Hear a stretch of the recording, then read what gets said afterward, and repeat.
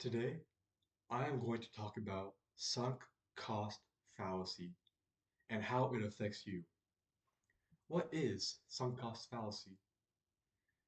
This is the idea that when you invest something, your time, your money, into something, and it turns out to be bad, you continue to invest into it simply because you already invested into it in the past.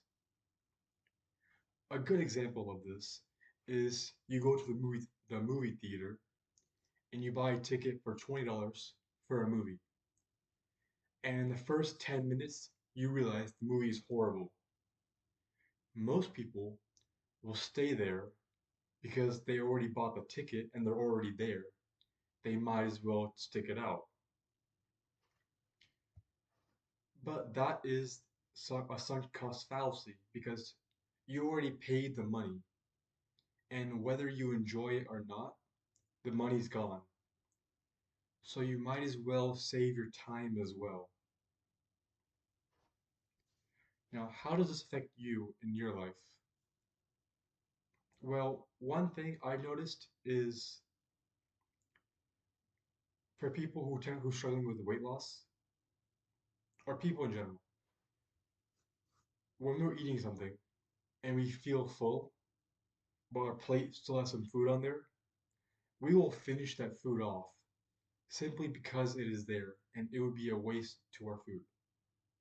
Now, I'm sure all of us have heard the saying, half the kids are starving in Africa, so make sure you finish the food on your plate.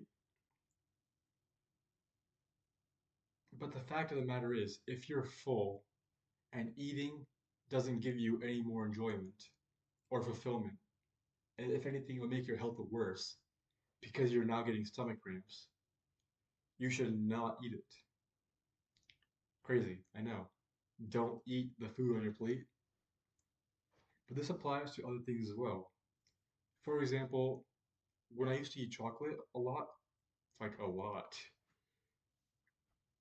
I would eat like 3, 4 bars a day in a row. The first bar would taste good. The second bar would taste not as good. The third bar you get a little bit, but then the fourth bar was like meh. Like my tongue got used to the sugar. So at that point, I would realize, why am I still eating this? Halfway through this fourth bar, like I don't enjoy it, and it's making my health worse. I might as well save it for tomorrow. And that is what I would do. And that is sunk cost fallacy. But this affects more than physical things. It's also your business, your relationships, your job, things that you are doing not because you want to, but because you're in too deep. For example, if you have a friend that you've known for years and they're bad for you, they're dragging you around doing unhealthy things that are not towards your goals, then he might be your best friend, your childhood friend for a decade. And but if he's making you a worse person than you want to be, then that is a sunk cost fallacy because you're only staying with that person because of the time you spent in the past, not because of what you want to do.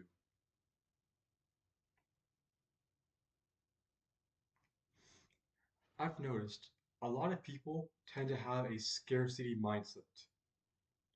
What this means is they're so hungry for, not hungry, they're so starved for a resource or a thing that they believe wasting any of it is a horrible mistake. Would be a horrible mistake. Because if you were to buy $100 worth of food, yeah, let's say you buy something expensive at a restaurant, $100 meal, and you eat half of it or part of it, and it's horrible. You would still probably eat it, and maybe I would too, because I paid $100 for this. I want to get my money's worth.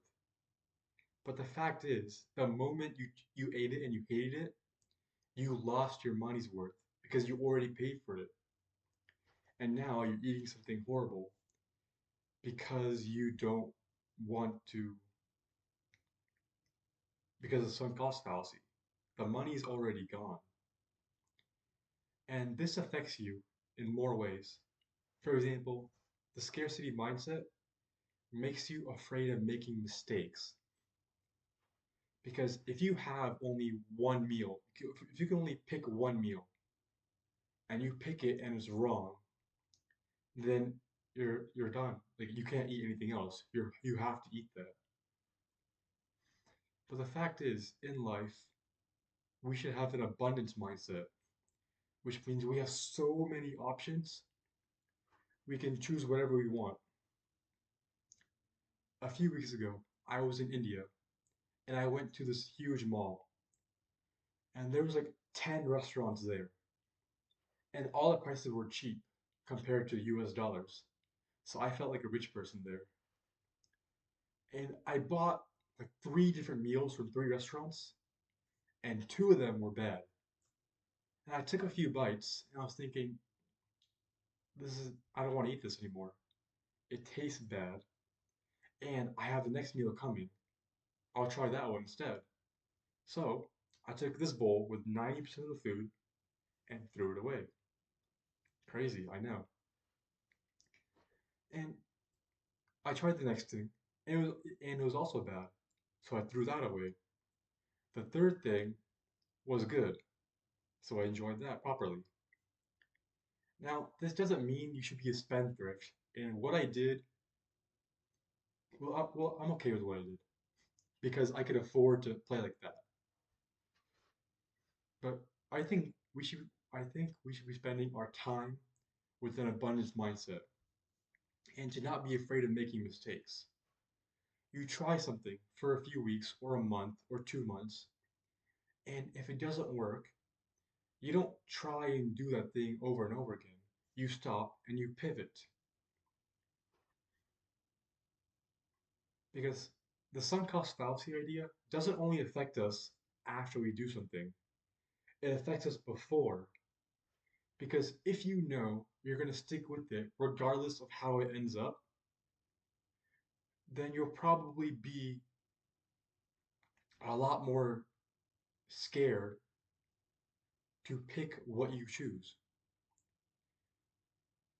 Like if you're at a movie theater and you have five movie choices and you don't know which one is good, this is why like a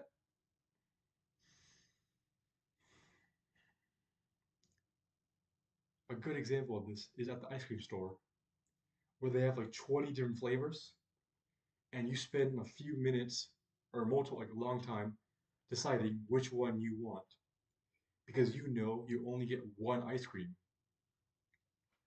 and if it's bad you won't be able to get another one.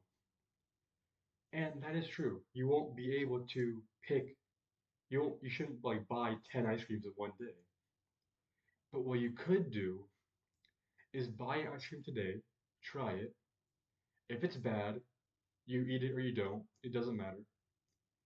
But then the next time you go to the ice cream store, you try something else. And let's say this one's good. Now, most people would stop here and think, okay, I found a good one. I don't need to find other things. But I think we should continue to try every single ice cream until we find which one we enjoy the most. And that way, not only will we find the objectively best one we enjoy, we would also never think, what if this? What if that? This applies to real life because if you were to, if you were to try things and they fail, like a business or talking a new way, and if it goes wrong and you end up like ruining that relationship with the person, that's okay because you can talk to more people. For example, if you want to try talking in a different way, you talk to a random person on the street or in a store and you talk like that. And if you don't like it, then when you walk away, You can you can try something new with someone else. You have an unlimited amount of options to keep trying, failing, and getting better. And that is why sunk cost theory is a fallacy and why we need to change it.